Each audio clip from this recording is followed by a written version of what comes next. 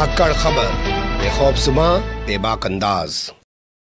धाकड़ खबर के news room से मैं आपके साथ हूं अकरम रईस खान। महाराष्ट्र में उद्धव सरकार को गिराकर या गिरवाकर बनाई जा रही या बनवाई जा रही एकनाथ शिंदे की सरकार में भारतीय जनता पार्टी का हाईकमान चाहता है कि पूर्व मुख्यमंत्री को उप मुख्यमंत्री बना दिया जाए। जी हां, पूर्व सीएम यानी देवेंद्र फडणवीस को डिप्टी सीएम बना दिया जाए और उसके लिए बाकायदा दबाव की राजनीति राजधानी दिल्ली से खेली जा रही है। जेपी नड्डा से मीडिया के सामने आकर बयान दिलवाया जा रहा है, जबकि देवेंद्र फडणवीस मीडिया के सामने बैठकर मंत्री बनने से इनकार कर चुके हैं। जब से घटनाक्रम सामने आया तब से कई तरीके के सवाल पैदा हो गए हैं कि क्या नई सरकार को लेकर हाईकमान और राज्य की भाजपा के बीच कोई द्वंद्व चल रहा है। और अगर ऐसा ही करना था तो जब उद्धव ठाकरे ने कहा था कि मुझे सीएम बनाओ या सीएम शिवसेना का होगा, तब देवेंद्र फडणवीस को डिप्टी सीएम बनाने के लिए क्यों तैयार नहीं हुई थी भाजपा? तमाम सवालों का जवाब आपके सामने रखने की कोशिश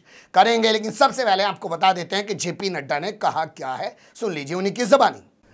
लेकिन भारतीय जनता पार्टी की केंद्रीय टीम ने इस बात को तय किया है कि देवेंद्र जी को सरकार में आना चाहिए और सरकार में पदभार संभालना चाहिए, और इसलिए देवेंद्र जी से व्यक्तिगत रूप में भी आग्रह किया है और केंद्र ने इस बात को निर्देशित किया है कि देवेंद्र जी उप मुख्यमंत्री के रूप में, डिप्टी चीफ मिनिस्टर के रूप में कार्यभार संभालें। सुन लिया आपने किस तरीके से दबाव बनाया जा रहा है देवेंद्र फडणवीस को, क्योंकि आप लोग जानते ही होंगे कि ये वो भाजपा है, नरेंद्र मोदी की, शाह की वो भाजपा है जो ये तक नहीं बताती है किस राज्य में कौन सा मुख्यमंत्री बनेगा। कुछ देर पहले तक बातें चल रही थी कि देवेंद्र फडणवीस मुख्यमंत्री बनेंगे, लेकिन एकदम एक साथ नाम आ गया एकनाथ शिंदे का और वहां सिर्फ एक शख्स को आज शपथ दिलाई जा रही है। कैसे, इस पूरे मामले की जानकारी खुद देवेंद्र फडणवीस ने दी थी कुछ ही देर पहले, जिसके बाद अब जेपी नड्डा का यह बयान सामने आया,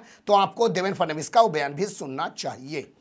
आज केवल एक ही शपथ होगी श्री एकनाथ शिंदे जी की, और फिर हम लोग सारी कार्रवाई करके उसका एक्सपांशन करेंगे। एक्सपांशन के समय शिवसेना के जो विधायक उनके साथ है, कुछ इंडिपेंडेंट्स है, हमारे 106 विधायक हैं, इनमें से जो ज्येष्ठ वरिष्ठ लोग हैं जो हमारी पार्टी तय करेगी या उनकी पार्टी तय करेगी, ऐसे लोगों को मौका दिया जाएगा और मंत्रिमंडल का एक्सपांशन किया जाएगा।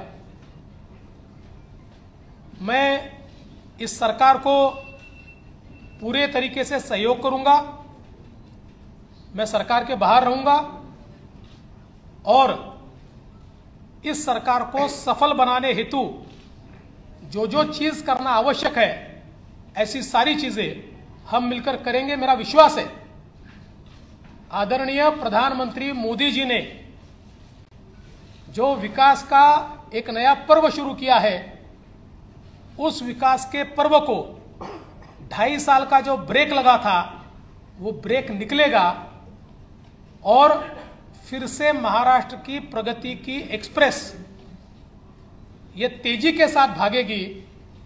और उसके लिए मैं श्री एकनाथ शिंदे जी को बहुत बहुत बधाई देता हूं। दोनों बयानों को सुनने के बाद आप लोग खुद कहेंगे कि दबाव की राजनीति की जा रही है, क्योंकि देवेंद्र फडणवीस जैसा नेता जो सीएम रह चुका है 5 साल, उसे डिप्टी सीएम बनाने के लिए सबसे अच्छा तरीका है मीडिया में आकर बयान दे दो। दबाव में आकर वो पार्टी में रहने के चलते डिप्टी सीएम का पद स्वीकार कर लेगा, लेकिन क्या वो स्वीकार करेगा या नहीं करेगा कुछ कहा नहीं जा सकता है। जैसा कि मैंने आपको बताया, आज सिर्फ एक को ही मंत्री पद की शपथ दिलाई जा रही है, वो भी मुख्यमंत्री को दिलाई जा रही है। ऐसे में क्या डिप्टी सीएम पद की भी शपथ आज ही दिलाई जाएगी, फिर किसी और दिन दिलाई जाएगी, या क्या होगा कुछ कहा नहीं जा सकता। लेकिन सबसे अहम सवाल ये खड़ा हो रहा है कि अगर देवेंद्र फडणवीस को डिप्टी सीएम बनाना ही था तो भैया उद्धव ठाकरे से क्या दिक्कत थी? आपको याद होगा जब 2019 में चुनावी नतीजा है, उसके बाद उद्धव ठाकरे ने कहा कि मुख्यमंत्री पहले बनेगा किसका भला? शिवसेना का।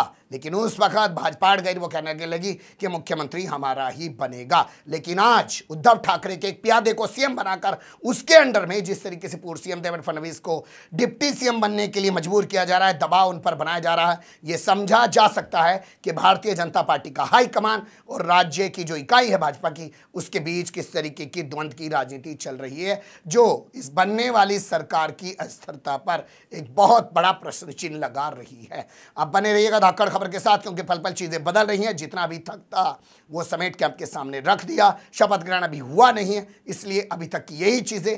फिलहाल कमेंट्स के रूप में आप लोग अपनी राय दे सकते हैं, खबर को लाइक कर सकते हैं, चैनल को सब्सक्राइब कर सकते हैं, ज़्यादा से ज़्यादा हमारी खबरों को शेयर कर सकते हैं। फिर ऐसे ही किसी सुलगते हुए उलझते मुद्दे लेकर मैं आपके सामने हूँगा हाजिर। फिलहाल अभी मुझे दें इजाज़त।